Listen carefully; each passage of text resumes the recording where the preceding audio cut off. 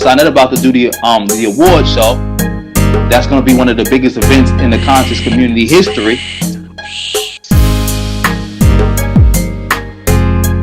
Can't say that Sonetta hasn't been out here for years doing what he does. He's good at what he does. Sonetta plays his part. Sonetta plays his role, and what he does is a positive thing.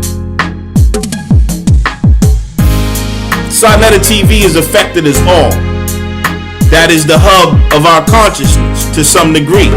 You just can't deny that. When it comes to media, Black News 102 is the hub of black consciousness, right? And where else you going? There's nobody else in all of New York City doing what Sonetta does and Black News 102 does. Sonetta is a master at what he does. I told y'all that value comes from the ability to solve a problem and the inability to replace it. Now, as much as I would love Sonetta to do other things, I know I don't have the ability to replace Black News 102. And neither do you. This ain't Sonetta talking, this me, nigga. Speak your speech, nigga. Speak your speech, nigga. Speak your speech. You built like that? I got some shit for you.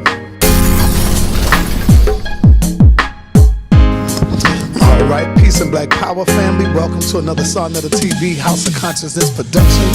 As you can see, I'm here with my brother Phil from the Field Advice Show. And right out of Houston, he came in doing some powerful work while he's in town in Harlem. Not in Harlem, but in New York City.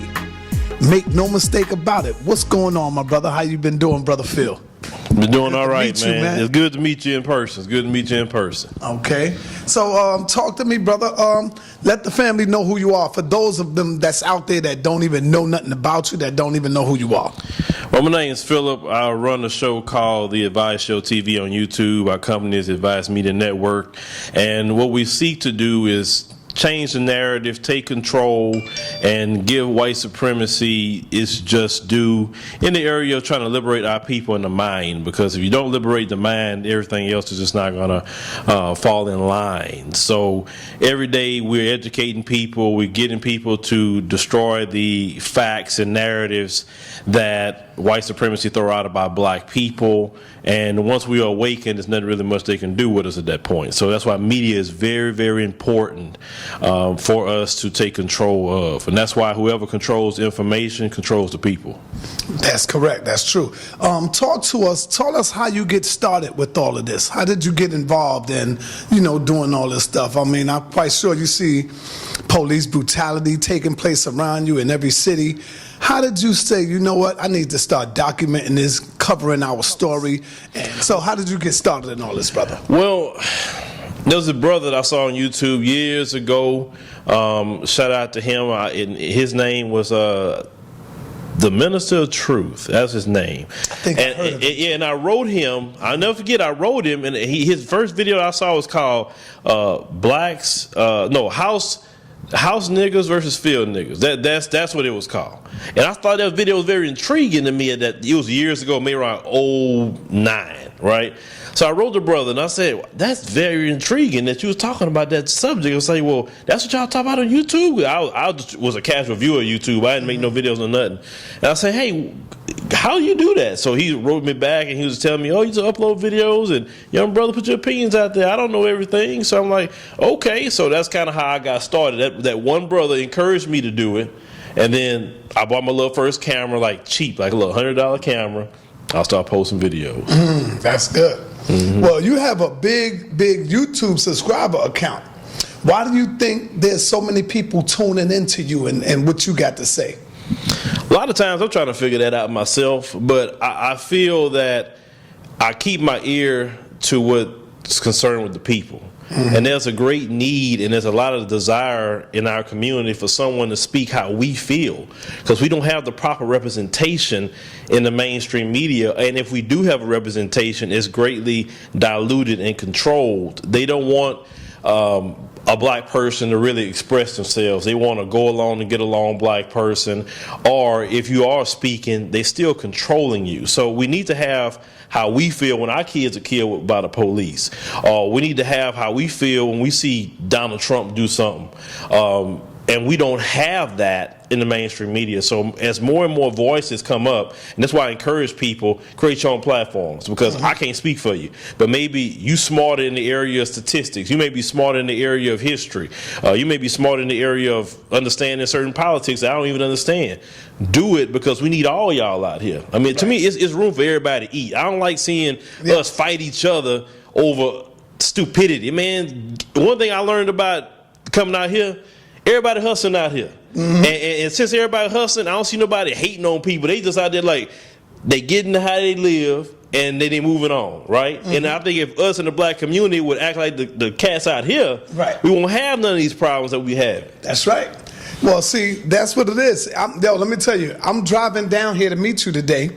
I'm on the highway. As soon as I get off the highway, a car pulls up beside me and start screaming my name. Yo, Sarnetta, what up, Sarnetta? What's going on? And I'm looking, I'm like, damn, even on the highway, brothers know, because they tuning in. This is the year of where we could really take advantage of this internet service and start giving this knowledge and information to our people all over the world. But some of us are misusing the information, where we are only concerned with just trying to expose each other on YouTube just to make a quick buck, make a quick dollar. We want to expose each other.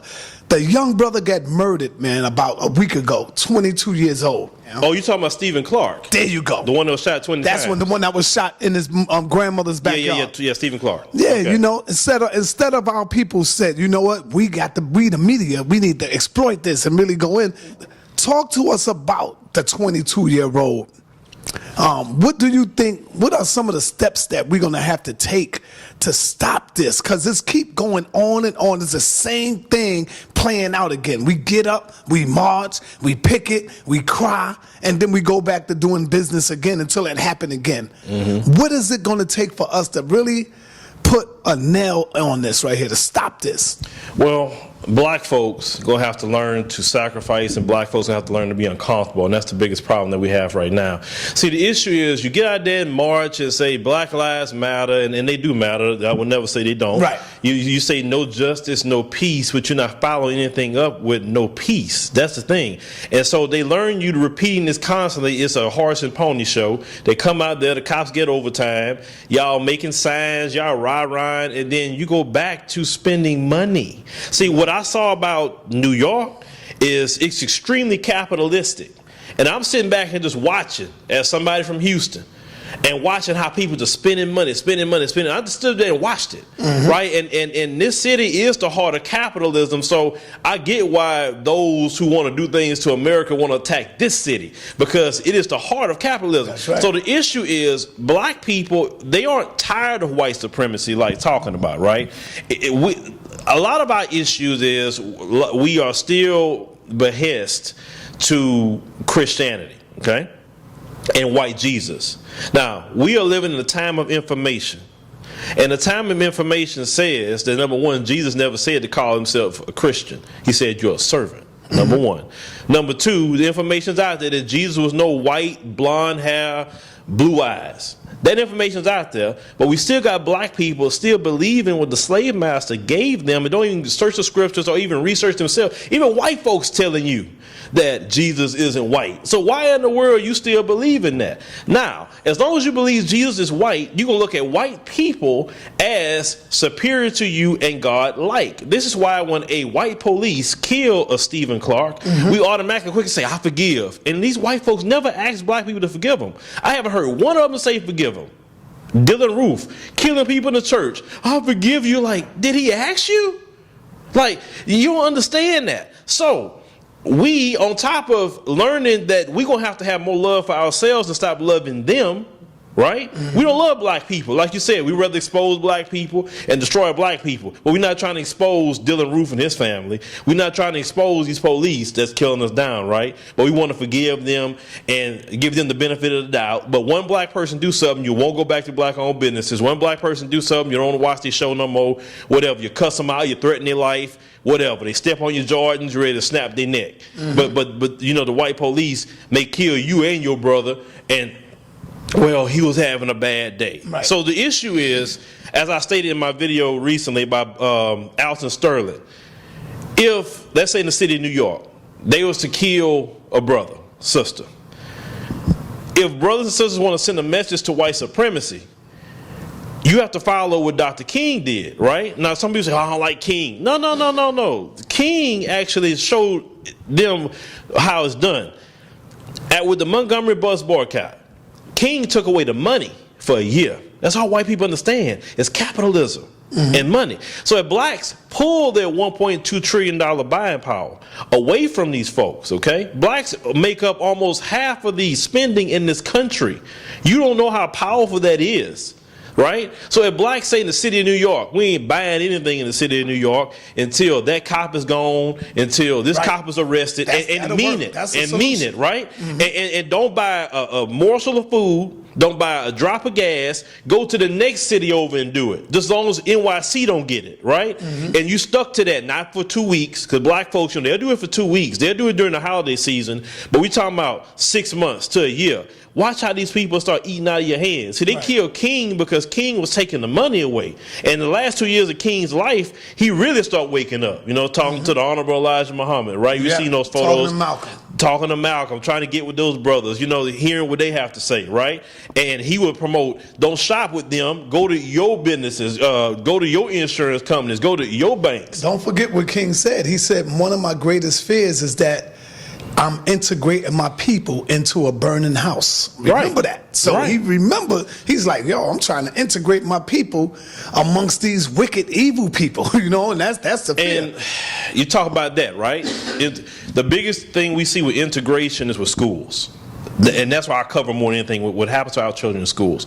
And I beat them in the head. Our children are constantly, they're being degraded about their hair. They're being degraded by slavery. I covered a story right up here, I think it was in the Bronx. You had a white woman put 4 black children on the floor, talking about let them see how it feels to be in a slave ship and walking on their back, right? What? I covered this right out here. Now, I don't understand why the black folks out here didn't shut that down, didn't get that teacher fired or whatever. But they probably didn't hear about it, because I'm just hearing about this. Okay, well, I covered that, right? But my thing is, why is it we can't create our own schools? Y'all out here shopping at Gucci and Hoochie and everything else y'all got going on out here. But yeah, we can't get together and say, you know what, let's create schools so our children have a safe space. Right. So we can teach them an Afrocentric education. So we actually teach them math and science and nutrition, because we don't learn proper nutrition. You know we don't. Right. How to grow food, etc. Right. We don't want to do that. How we complain about white supremacy, but we take our precious little children and say, here's white supremacy. Teach my child. Yeah, slaughter their brain. Now, as you was giving a good example of one of the solutions on what we need to do as far as economically boycotting, which is not hard to do, family. That's easy. We keep saying it, but we don't do it. See, the generation of the 60s, of the 70s, they was about the movement. This generation here is not about that. They don't see it. But I'm saying, where's the tough guys at? Where's the gangsters at? The ones that if somebody step on your shoe, you ready to blow your brother's head off. Where them brothers at? Because I would say that Khalid Muhammad Ben gave us the solution. They kill your kid in self-defense. Remember, I'm using that word.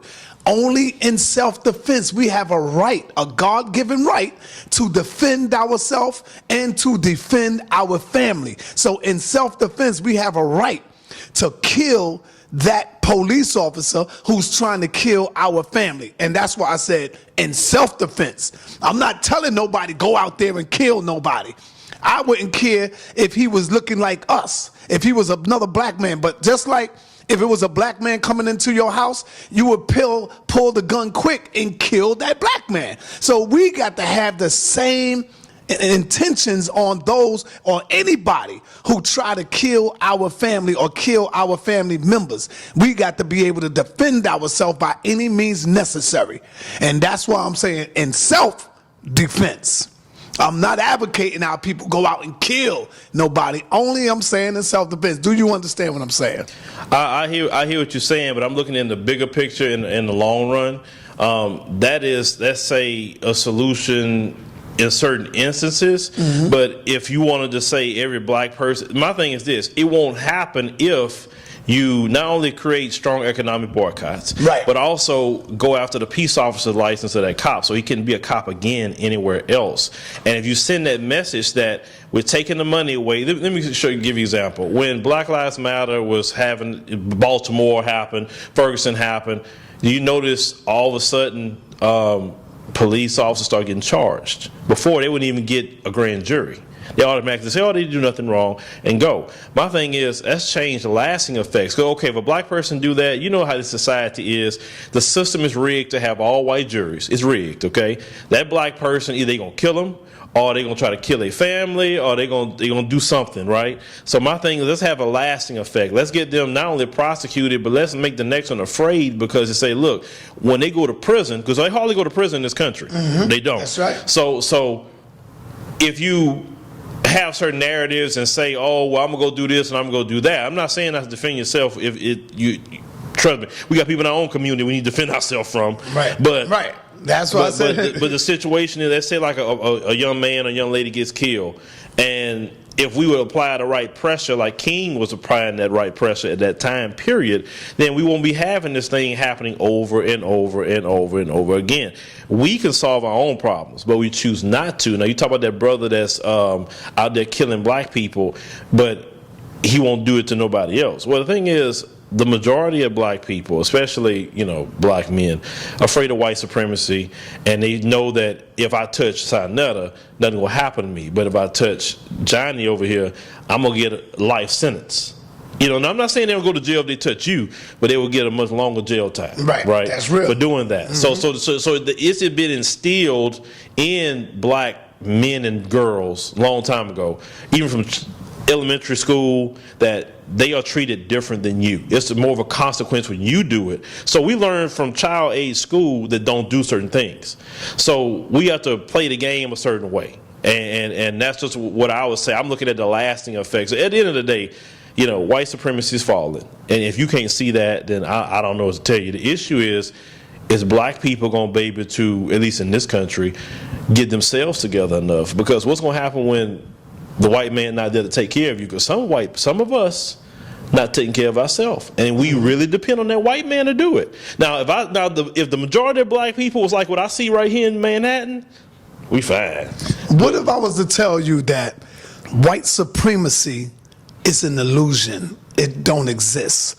It only exists in your mind, because if they make you believe that they are superior, then in your mind, you saying white supremacy exists, like they are superior than me. To me, I say I don't believe in white supremacy. Well, some people, that don't exist to me, because they're not supreme over me. Well, some people may say whiteism, but for me, white supremacy is just the control and domination of all non-white people in areas that Dr. Neely Fuller, Dr. Neely Fuller talked about. He talked about it through economics, labor.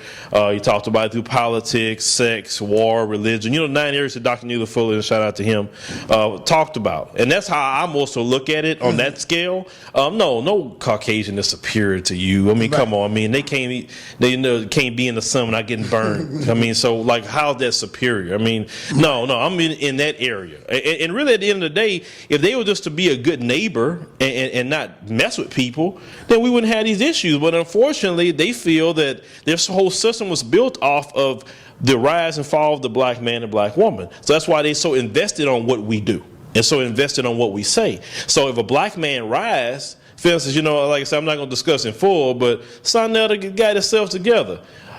They are more afraid of you the way you got yourself together versus Pookie and Ray Ray. They ain't worried about Pookie and Ray Ray, they worried about you. Right. Because it offends a white supremacist to see how you got yourselves together, because the system is rigged against you, period. And it's rigged for them to win. So if you win in a system that's built for you to fail, they try to figure that stuff out. Like, how in the hell like, what's going on with that? They get pissed off. Trust me.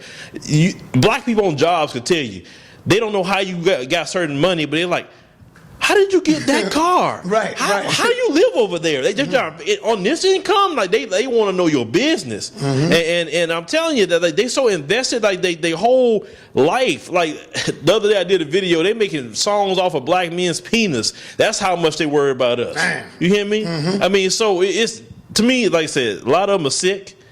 White supremacists, I don't know. Like I said, I can't figure it out. Talk to me about your upbringing. Like, how was you brought up as far as dealing with what is your ideology as far as Islam, Christianity, Hebrew, etc.? What was your belief coming up as a child? I grew up very, very old school, but it was more so Baptist church. That's where I grew up. And with time, you know, I was never exposed to Islam or no other religion, just black Baptist Christianity. As I gotten older and started doing what I'm doing now, shout out to, you know, Nation of Islam and Honorable, you know, Minister Louis Farrakhan. I started to study in him when I was going to go to do the coverage of the Million Man March, okay? So I heard of Louis Farrakhan, but I never really knew him. You know, so I started looking more and more into him. That's how I ended up finding out about Dr. Khalid Muhammad as well. And I said, man, who is this guy? So, I mean, I was just eating it up. You know, and listening to a lot of what they're saying. I say, well, that makes sense. And, you know, so for me, a lot of the teachings they were teaching, some of it was from the Bible as well. But they put their own, you know, spin on it. I also started reading about Elijah Muhammad, and I definitely got a few of his books, like Message to the Black Man, which I tell every black man should read that book. That's right. I don't care if you want to take out the Islam part of it, that's you. But read it, because it is a good book for black men. So much so that the prison system banned that book. They don't want black men to read that book. But a lot of brothers' life has changed, you know, from Elijah Muhammad and I'm with the nation. from that book. I tell my story all the time about that. Yeah, so that was considered contraband in the prison system. So definitely shout out to the Honorable Minister Louis Farrakhan. Being that you brought up Minister Louis Farrakhan, what do you think about the sudden attacks that's going at the Nation of Islam through people in the community, through some of the Jewish members out there, the Jewish organization? They are now beginning to attack him once again, all over again. They're doing it again. Farrakhan just did a video not too long ago talking about, if you touch the hair on my head, is on. So what do you think about that, man? Well, they don't like Minister Louis Farrakhan because he speaks against the Ashkenazi Jew. And he's not speaking against all of them. And they never play his speeches in entirety. They take one snippet that he's talking about those who are doing wrong and doing evil that could be an Ashkenazi Jew, right? And we know that the Ashkenazi Jew is not the original Jews by the Bible. I mean, we all know that. We're not going to even go there.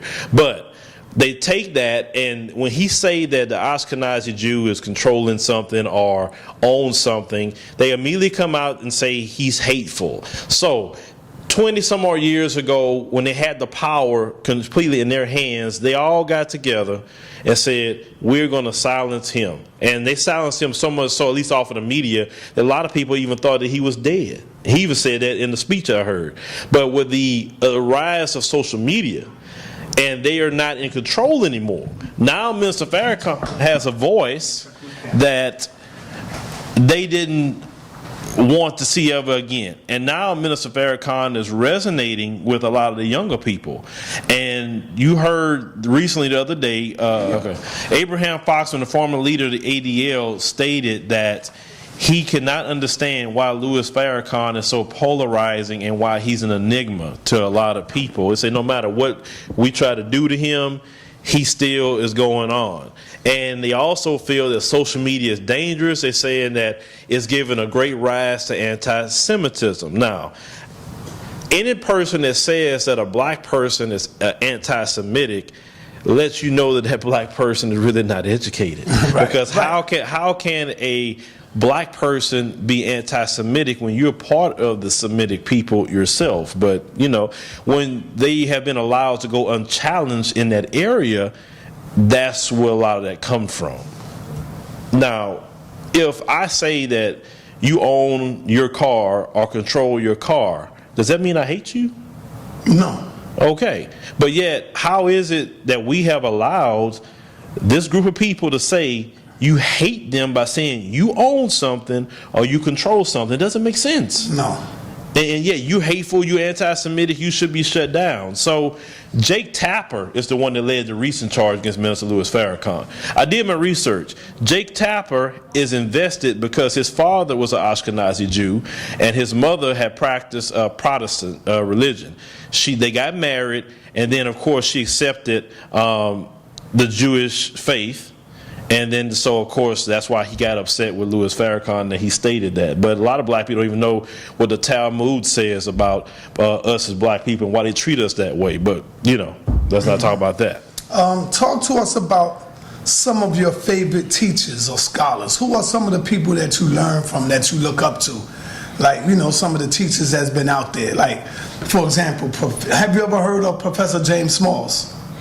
James Smalls, I've heard the name, but I don't know his teachings. No. Oh, okay. No. So who are some of your favorite people? Well, definitely, like I stated earlier, I definitely like Elijah Muhammad. I definitely like Dr. Khalid Muhammad. I definitely like Louis Farrakhan, Dr. Francis Cress Welsing, Neely Fuller is another, good brother. Definitely, Malcolm X, for sure. I like Dr. Martin Luther King in a lot of ways because he actually took it to them so much so they had to kill him. The same guy you said it was so peaceful, you still put a bullet in his neck. And especially the king of the last 2 years of his life was my favorite Dr. King. And that's the Dr. King that they don't, show you. I definitely like a lot of things that Muhammad Ali would say back in the day. So how does it make you feel when you hear people say Dr. Martin Luther King was a coward, was a punk? How does that? Because I know you heard that many times. Well, most of these people who saying that haven't done a drop of what Dr. King is doing. Because, I talked about this before.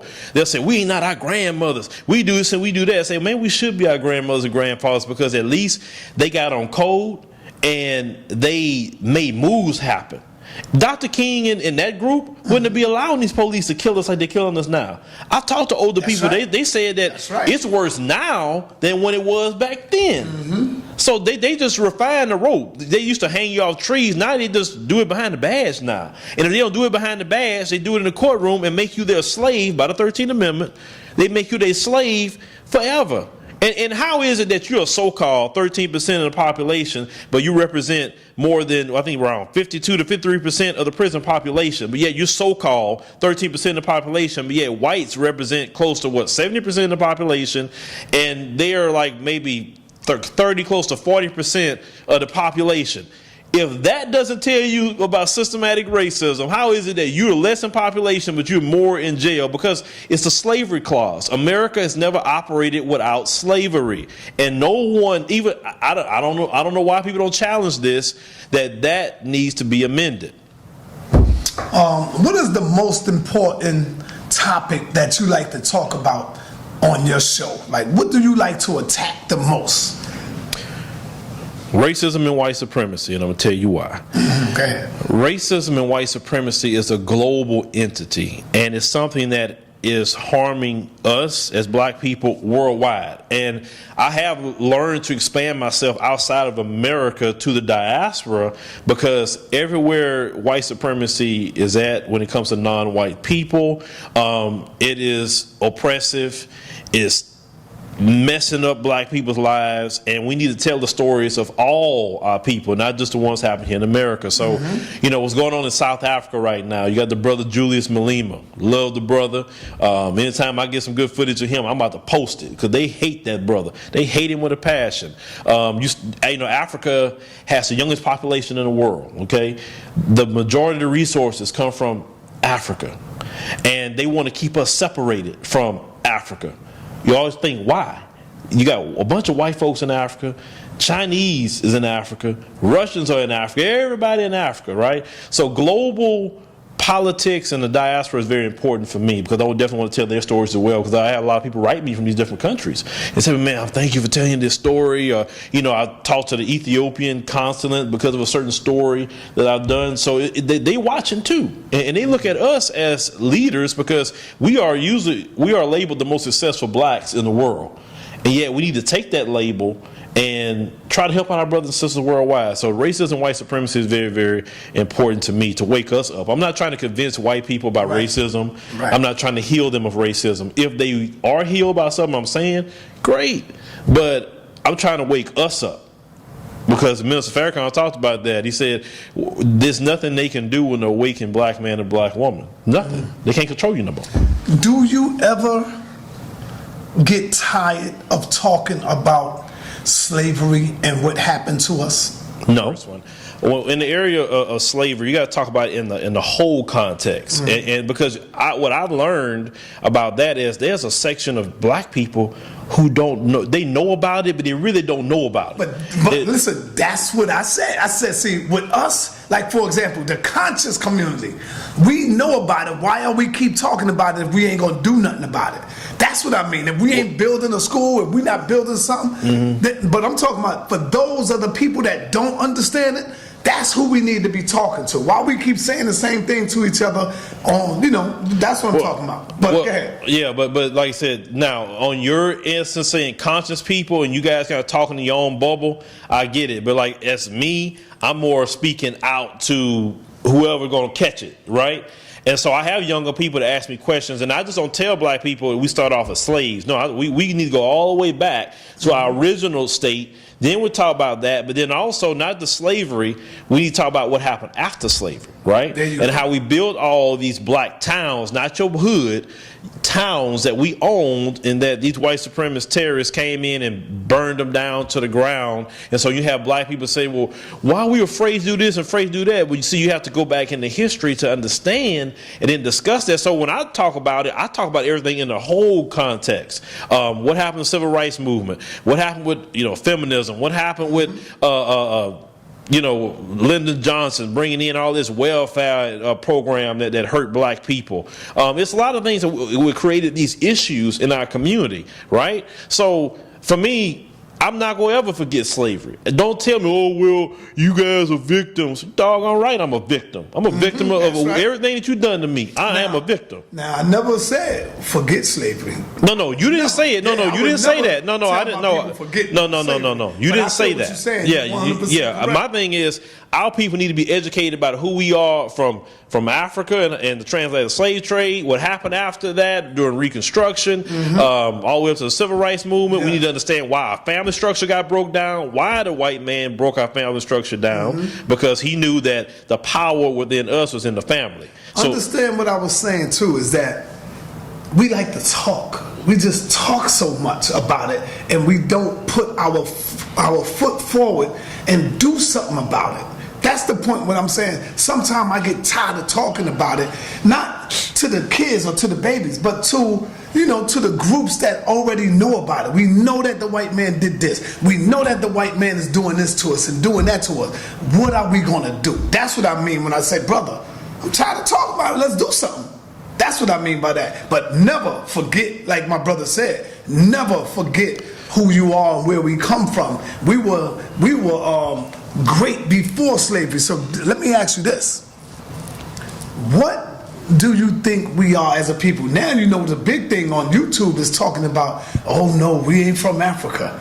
We don't have African blood. I'm Cherokee. And mama, do you notice that is a big thing going on? Yes, I have a lot of people. Calloway and I mean, now they saying that we're not African because such a stigma has been attached to Africa. We want to be everything but that. And I said one time, I said, notice you don't see the natives saying, oh, I'm part African. Oh, I'm part so-and-so. It's always us who say, oh, I got native blood in me. I got so-and-so blood in me. I got the Spanish blood in me. You never hear them people saying, oh, I got Africa blood in me. You feel what I'm saying? Why do we always got to be the one to try to be somebody else other than black or African? Because no other group had their identity stripped from them. No other group had their Right. name stripped from them, their religion stripped from them. So those other groups can't relate to why some black folks are doing that, right? And they have inherent, disdain for black, because why is it you don't want to be African? Yes. Now, some of them are right on a few things. Yes, blacks were here prior to the transatlantic slave trade. That's true. Right. That is so much evidence to talk about that. If you don't believe it, look at the pyramids in Mexico if you don't believe it. That's Same right. pyramids, right? So yes, some of us were already here, but everything started in Africa. Civilization, Africa. The first man and woman, African. So if you're not going to back that up with not only historical documents and even science is telling you, like, you can believe what you want to believe, that makes you feel better, but at the end of the day, this is my thing. In this system of racism and white supremacy, you are black, you are N-word to them, and they gonna treat you as such. That's You right. can go and tell them, I ain't from Africa, Yeah, and the I'm a police Moor. gonna shoot I'm a you. Moor. I'm a Hebrew. That's right, and the police gonna shoot you 20 times too. That's right. So let's backtrack, because I think you ain't finished talking about your ideology and your belief system. Because I didn't hear that. Now, you came up as a Catholic. No, Baptist. Baptist, my bad. You came up as a Baptist. What is your belief now? Do you no longer believe in the Bible? Do you think that there's liberation in the book somewhere? Do you think it's mixed with truth and false? Like, what do you believe in today, brother? Well, first of all, I believe in being a servant, because that's what the scriptures teach. Now, I do believe in the scriptures. Yes, I do. It's a lot of things in the scriptures that teach you not to be a slave and teach you to fight back. Like Nat Turner led his rebellion off of the scriptures. Then Mark Vesey was going to lead his rebellion off of the scriptures. So people don't talk about those brothers and sisters who were leading rebellions and putting in work and burning down slave plantations based off of the scriptures. I mean, the scriptures, how many times have they said to smite somebody? They didn't tell you. Now, when the slave master came in, he the one tried to teach you to turn the other cheek and, obey your masters and all this other thing. He came in with that. Right. So you hear anybody saying, well, the Bible's the white man's Bible and Christianity is the white man's religion. Say the white man has never created a religion or religious text. Stop saying that. You give him way too much credit. He's never created anything like that. He stole everything from you. So why is it you keep saying that, giving him the credit? Now, what the white man has done is created a false idol, which is white Jesus, and he created his own version of Christianity, which states that I don't have to obey it, but with black people, I'm going to tell them to obey that Bible by the letter. For instance, you need to forgive me when I kill your child, but I don't forgive for no reason. You don't need to be killing folks, black people, but I could slaughter whole countries of people. That's right. And I don't have to abide by this Bible. So the big issue that a lot of black people have is the white man's version of Christianity, not the scriptures. And as I go back and said earlier, it was taught for us to be a servant, not to be a Christian, and that's the big issue there. But you say my ideology. My ideology, most like I say, comes from a lot of scriptures, but also living life, hearing different people speak that just make common sense. Like some things that the nation says make a lot of sense.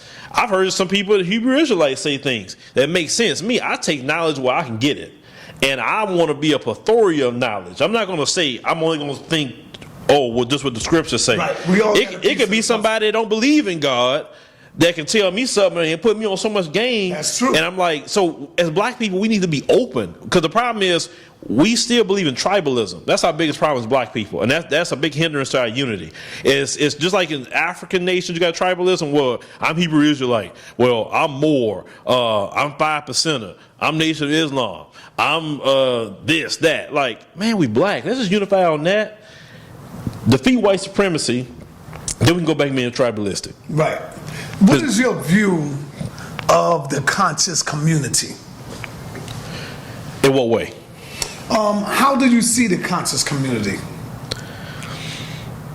I love them brothers and sisters. I love them. I believe they kicking out a lot of good knowledge. New York was definitely the place of consciousness. Everybody know that. The birthplace of rap. That's what they called it at first, and most of that was hip hop. It was either party music or conscious music. So the conscious community has definitely had its imprint on the diaspora of America.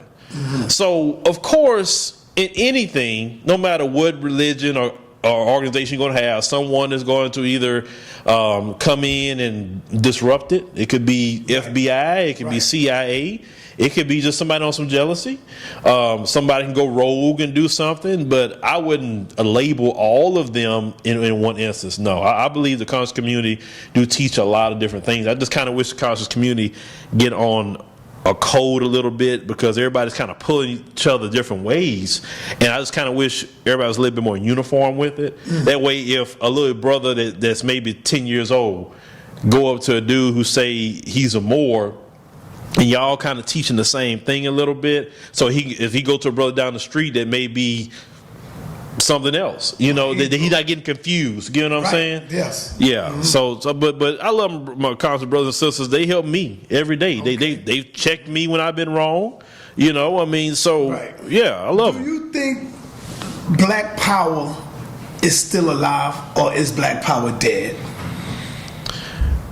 Black power in itself, for me, what true power is controlling your economics, is controlling your education, is controlling your media, is controlling just your overall life. And for me, until I see us as a whole doing that, then I don't define Black power as being in existence, at least yet. But the potential is there. But how do we make the potential a reality? Because the Asian community, they have the Asian power. Whites got theirs, okay? The Ashkenazi Jew has theirs. No one controls them like that. We are the only ones that still have Stockholm Syndrome, where we love our captor and we sympathize with our captor. And we need to break out of that in order to truly have that. Because to me, screaming Black power, but you're sending your kids to schools that's controlled by whites, and then it's 75% white female teachers, and a lot of those teachers teach a lot of white supremacy, and our kids come home with complexes about themselves through the schools, okay? Majority of the police departments are still Caucasian. The majority of the politics is still Caucasian. Like, what power are we talking about here? What do we have? We don't have grocery stores. We don't have hospitals. Like, what power are we talking about? That's why I don't like hearing words like that spoken to me if we are not doing it. So for me, until we controlling that, I don't really believe we should be using that terminology. It may sound good, but at the end of the day, them folks look at you like, what you control? Right. Like, if I don't give you your food stamps next month, some of you won't eat. Mm-hmm. Okay. People say there was tension between you and the cursing pastor. What happened with you and the cursing pastor? What? Yeah. I don't know what tension are you referring to. Oh, I don't know. Did y'all have a little dispute or something like that, or a misunderstanding? It was an ideological disagreement. That's it. It was no beef. So see, the thing is, the problem with a lot of us as Black folks is that, why can't we disagree on ideology? Why it has to take it from an ideological disagreement to some real world stuff? So I don't know. Like I said, I got no issue with the brother. We just disagree on some things, on accountability. We disagree on that. We disagree on some things theologically, and that's just it. Oh, okay. Yeah. So what do you think? What is your thoughts on the debates? What do you think about the debates that we be having? As far as the religion, because we're still trying to find our way, who we are as a people. Sometimes the debates get heated at the moment, get hot. What is your thing on that? Well, I've seen some of you guys debates, and to me, it's a lane for that. Okay, and some people enjoy what I feel is intellectual and verbal jousting. I feel, that's a good thing for some people. It's not my thing per se, but if you like it, now I don't think that you should get so angry to the point that you want to fist fight or you want to shoot somebody. I mean, come on, man. Y'all was having a discussion. If you agree to disagree, you should shake hands at the end, and that's it. Right. Now, Right. if the debate is getting to the point it's turning personal, the debate should be stopped. Like if somebody makes a comment about somebody's person or their wife or girlfriend or children, like, wait a minute. The only reason you did that because you feel you lost and you have no other comeback, so you're going to get personal. And that should be the rules up front. Anybody who know about debating know that you cannot say anything personal. Debate has a subject and questions, and then each one is going to be answering that. And that's really how debates are ran. Now, I don't know if you guys have that structure or not. Yes, okay. I mean, I tells them that before we even get in the ring.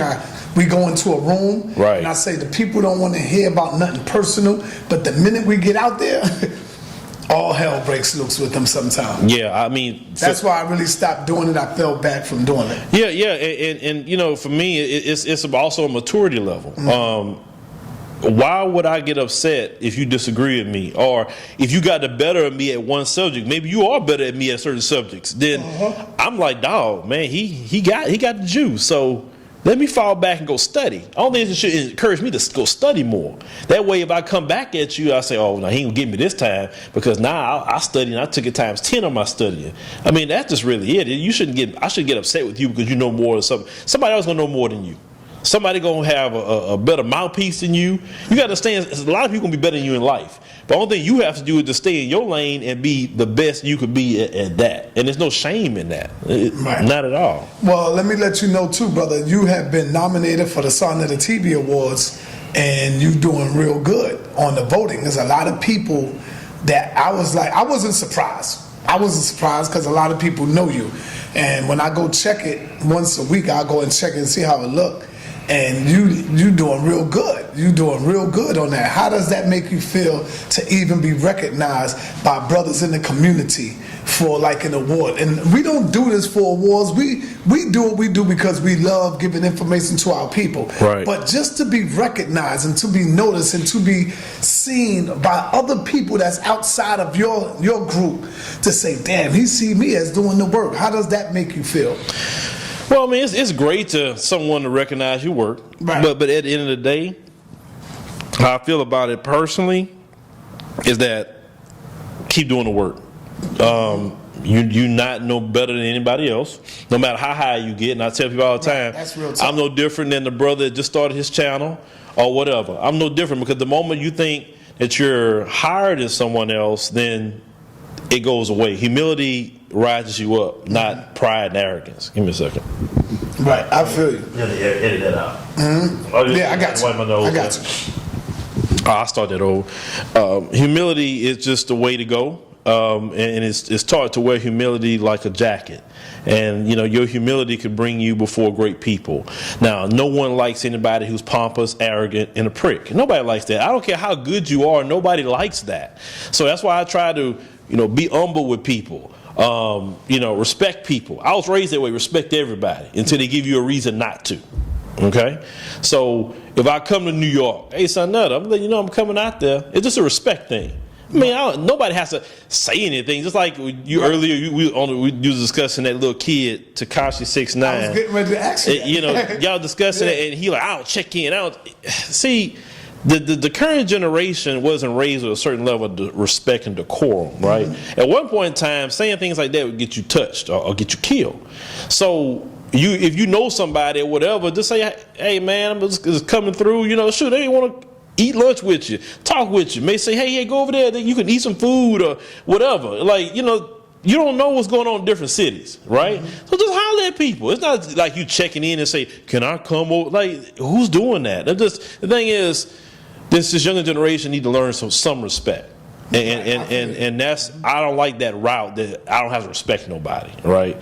And I guess maybe because I'm from the South and we were just raised a little different, but nah, man, you gotta respect people. That's just kind of how I feel about that. So what's new for you, my brother, the Advice Show?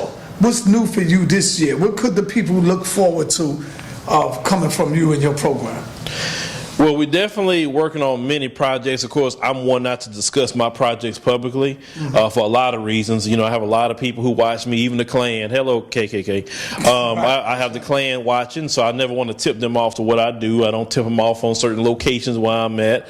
I just come out with different things. So, you know, you definitely can expect more news, you know, documentary style reporting.